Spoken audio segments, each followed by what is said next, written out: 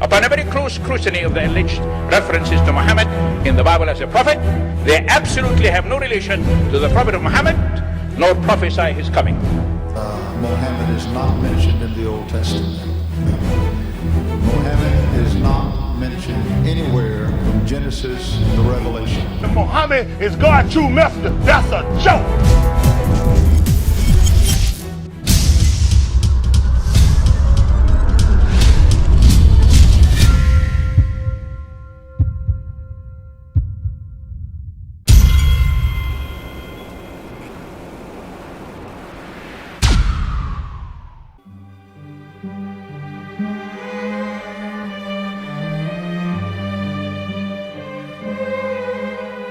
Lo, we inspire thee as we inspired Noah and the prophets after him, as we inspired Abraham and Ishmael and Isaac and Jacob and the tribes, and Jesus and Job and Jonah and Aaron and Solomon, and as we imparted unto David the Psalms.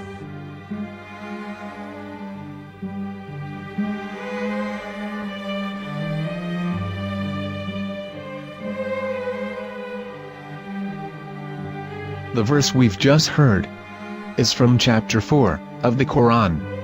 In the verse, God is affirming to humanity that Muhammad is indeed the recipient of a divine guidance, just as Noah, Abraham, and the rest of the prophets. However, some Christians and Jews today don't believe that Muhammad was a prophet and the covenant that God made with Abraham. And since the Quran is not their book of authority, in this video I'm going to show you that the book you're holding in your hands contains the name off the seal of prophethood, the Prophet Muhammad.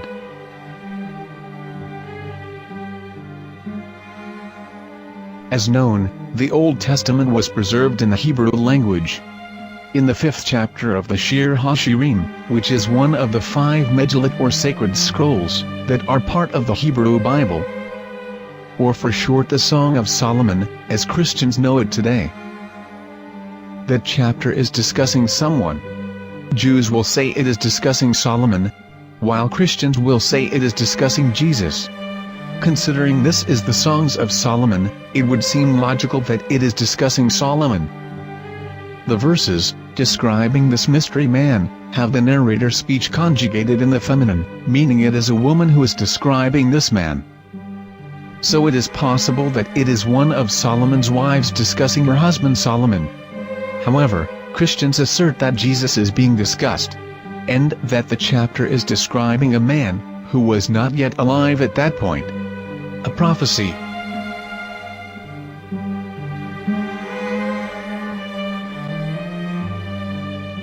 In reading the English translation of Song of Songs 5:16, it finishes the description by saying, "He is altogether lovely," but what most people don't know is that the name of that man was given in the original Megillat. Here is verse 16, and how it is written in ancient Hebrew, before introducing the vowels, in the 8th century. From the Hebrew Bible, on scripturetext.com. Here is the word in question. This word is made of 4 letters. Mem, Het, Mem, Dalet. Now when reading the word as it is written in its original form, with no vowels, it can be read as Muhammad, which is the name of the Muslim prophet, or as Mamad with no A after the H. According to Ben Yehuda's Hebrew English Dictionary, it is correctly pronounced as Muhammad, not Mamad. So how we're going to know for sure if it's pronounced as Muhammad, the Muslim prophet, or as Mamad, a random Hebrew word? The only way is to give the verse to a rabbi and say to him, "Please read." Here is the Song of Songs 5:16, and how it is read by a rabbi from a Hebrew Jewish site. Please notice, the im in Hebrew is a plural of respect. חיכו ממתקים וכולו מחמדים, זה דודי וזה רעי בנות ירושלים.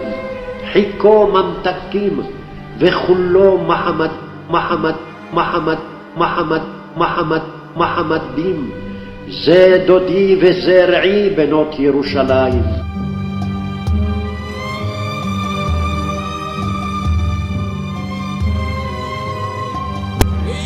Coming out from the darkness, there are no other gods but God, and Muhammad is his messenger.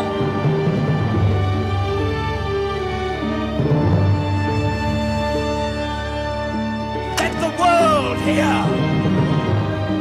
חיכו ממתקים וכולו מחמדים, זה דודי וזה רעי בנות ירושלים. חיכו ממתקים וכולו מחמד מחמד מחמד מחמד מחמד מחמדים, זה דודי וזה רעי בנות ירושלים.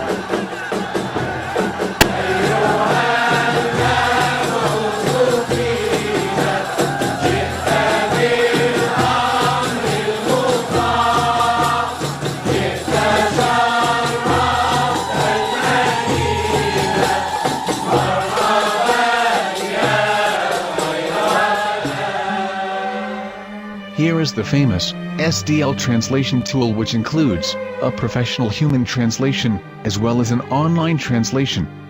We're going to copy our Hebrew word of the Song of Songs directly from the Jewish site. It's the same site where you can hear the rabbi reading the verse in Hebrew. All links are in the description, so we're going to copy the word and paste it and ask, please translate. Are they going to translate the meaning of the name of that person? As the Bible translators did. Which is the praised and the lovely one, or are they going to keep the name as it is? Well, see it yourself. Here is the World Lingo Translator. The result is the same. It's Muhammad. You have no right. You have no right to translate names of people. Anybody. Your name should be retained. Mr. Black is Mr. Black, though he's white.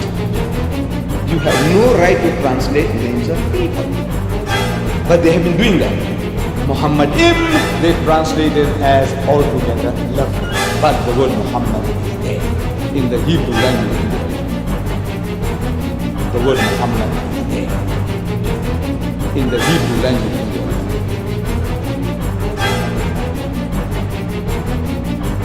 I will tell you a story from my own personal experience.